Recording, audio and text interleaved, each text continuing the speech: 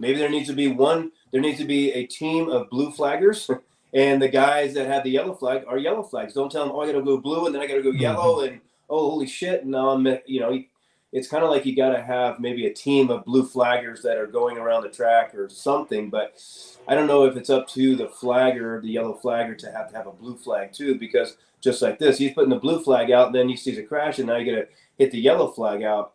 And again, in this sport, you can jump on yellows.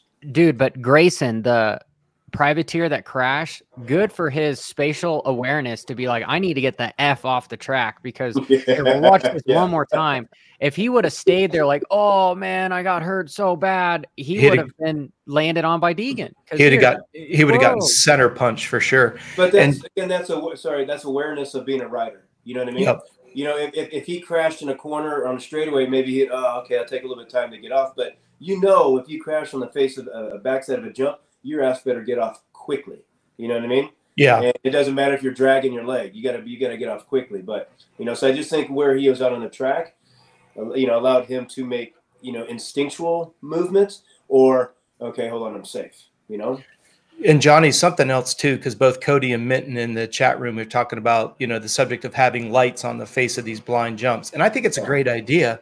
The problem that you run into is, are you going to have 38 people sitting with their finger on a button that's only relevant to that jump? Now you're just complicating something that I think could be relatively simplistic. Flaggers need to be looking the direction of the landing. This is another problem, unfortunately. And let's rip a scab off here. A lot of those flaggers are like enamored that they get to watch Deegan, Vialle, Sexton, right? They're big fans of Hughes. They're following him around the track. They're really not doing their job, unfortunately. And that's not a dig on them, but they're paid volunteers, where if you had somebody that was going around the whole series, they might be able to go out and have dinner with Ryno, get to know them. But when they're doing their job, they're facing the landing. You have somebody on either side of the jump. To Ryno's point, one's got blue, one's got yellow. But the idea that the guys coming up a blind face need to know, okay, shoot, there's a flag going out. Which direction should I go to try to avoid the carnage?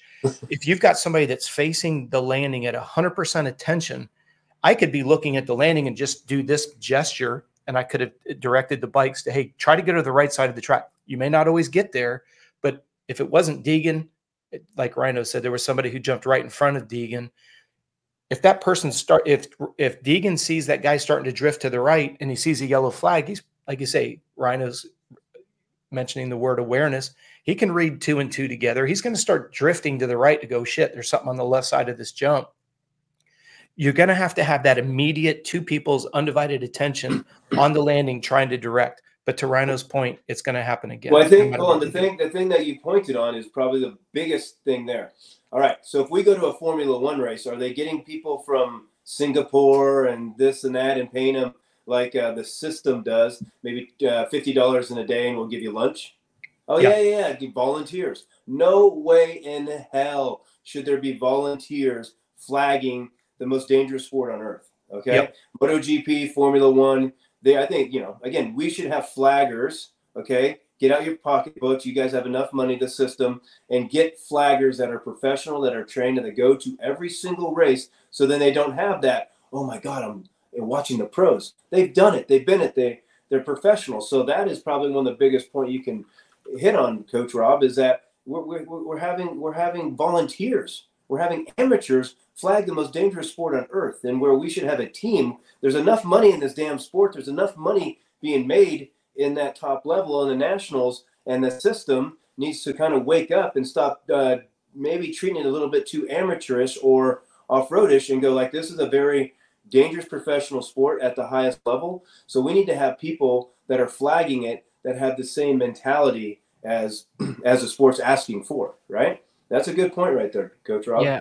100%. So on the subject of solutions, so I want your guys' opinion on 3 of them. So thinking about this, I've talked to many team managers, and they don't like the ideology of having radios because it's conflicting to the riders. And yeah, the older I get, the faster I was. Would it be somewhat of a hindrance if you're trying to hit a whoop section wide open, and then all of a sudden you have somebody in your ear screaming, da, da, da, da, da.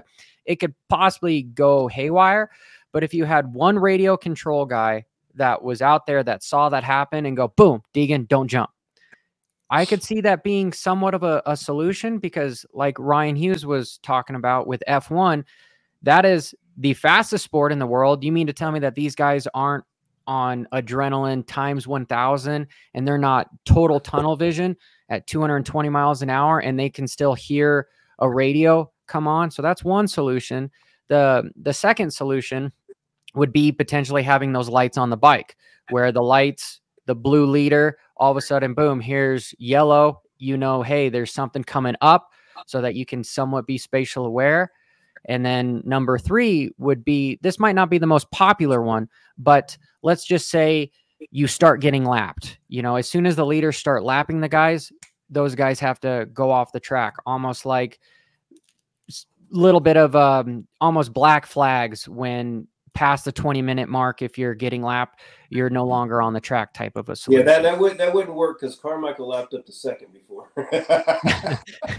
He's been the only person on the track. But here's something though. I totally agree with Ryno. If you get lapped once, I don't think you should be pulled. But if you're getting lapped twice, I think you need to be pulled off the track. Yeah, because at that, and it may be somebody that's really good, but is maybe injured and maybe concussed and not even realize it. I mean, even Hunter, at the end of his second moto, said he felt like he had a governor, like he knew, like his brain just couldn't go to that extra gear. And if you look at that video and you look at the way he hit the ground, it didn't even look like he hit his noggin, but evidently he was concussed, right? So let's say that happens to somebody that's out that, you know, doesn't have a double digit or a single digit on their bike. I think if you get lapped twice, you have to come off the track. And that's just going, it goes right back to what we said earlier about the flaggers. Like Ryno said, he's not sure if he should have yellow, if he should have red, should he have red cross? What the hell should he have in his hand? If you're getting lapped twice, I think you need to come off the track. And Johnny, I agree. The only problem with that is it's like, it's rare to get lapped twice. Is the bullshit. Look at the live timing. Look how many people are getting lapped 2 and 3 times. I'm sorry, there's a lot of them. And they're faster. Maybe there's something like, okay, how many big blind jumps are there? And that's what you got to say is, okay, let's say you go to, you know, like say Red Button, there's 5 big jumps that, okay, we got to be careful of. So maybe there's some, you know, you have radio, but the radio is only from the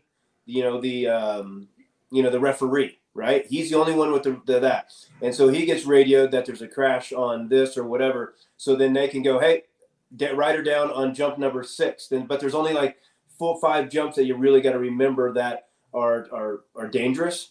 And so the riders have to memorize, okay, that's jump 1, that's jump 2, that's jump 3, jump 4, jump 5, and we can do that.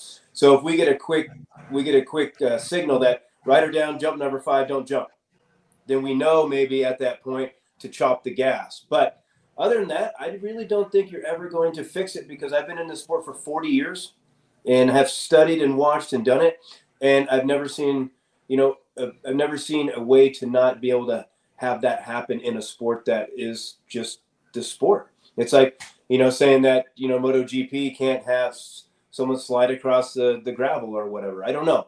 But just this sport, I've seen it so long, and just the way that it's operating, and there's no way to get around it with yellow flags, because you can't have lights and you can't have, radio. It's part of it, man. It's part of it. How do you feel about that? It happens like 1 in a kind of a million chance.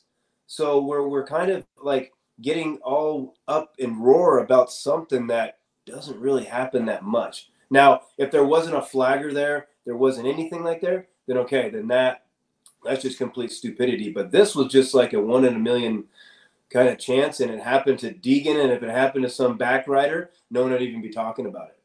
Sorry. So Ryno, how do you feel about radios and potentially those lights on the bike? Would they be conducive, or would it be a hindrance?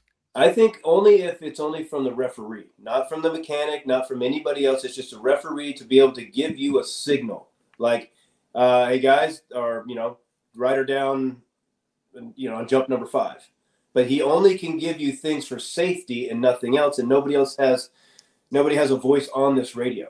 Because I was talking to Janelle last night. We were watching Formula One. I'm like, man, it's funny how these guys can just talk the whole time. I go, I don't think it's even like possible for us to go as fast as we do on motocross or supercross and be able to talk.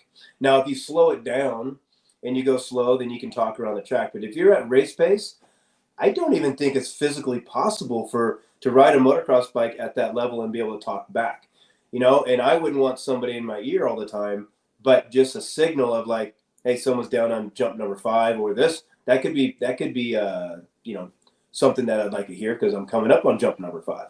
But you can't have 30 jumps, you know what I mean? Like, you can't have like, oh, you know, you have to break it down to maybe 4 very dangerous jumps, like Larocco's Leap, that one, you know.